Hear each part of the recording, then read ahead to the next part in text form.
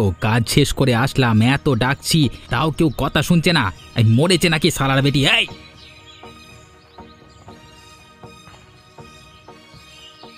রে, এই মরেছিস নাকি তুই?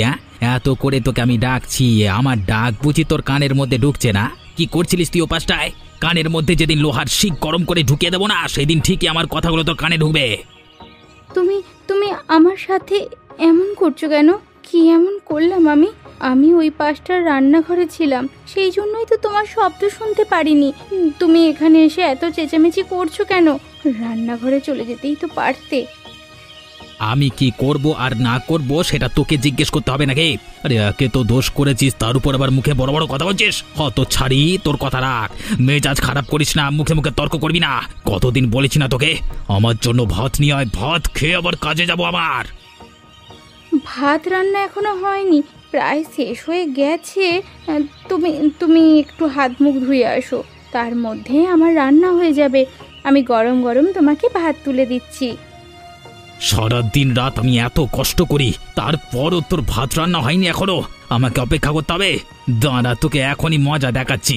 বসে বসে খাস, ঘুমাস, কষ্ট তো বুঝিস না। আরে এই কষ্ট কেমন হয় এখনই বুঝাচ্ছি, তারা তোকে। দাঁড়া দাঁড়া।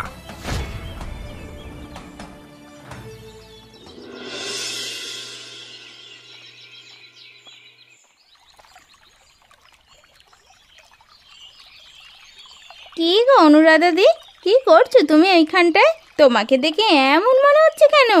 মনে হচ্ছে তুমি কেমন জানি কাঁদছো এখানে বসে। কান্না ছাড়া আমার কপালে আর কিছুই লেখা নেই, বুঝলে তো? সেই জন্যই আমার কপালটা এমন। আবারও কি হয়েছে? লালটুদা আজকেও বুঝি তোমাকে মেরেছে?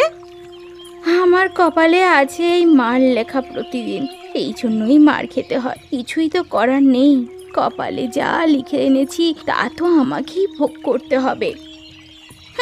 লালটুদা মানুষ নাকি জানোয়ার? তিনি যদি মানুষ হতেন, একটা মানুষকে এইভাবে কোনোভাবেই মারতে পারতেন না।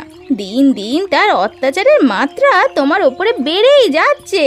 এত তোমাকে মারে কেন সেটাই তো বুঝতে পারছি না। তবে আমার স্বামী সেই দিক থেকে ভালো আছে, আমাকে তেমন একটা মারে না। তোমারই ভালো কপাল গো, তুমি পেয়েছো একটা মনের মতো।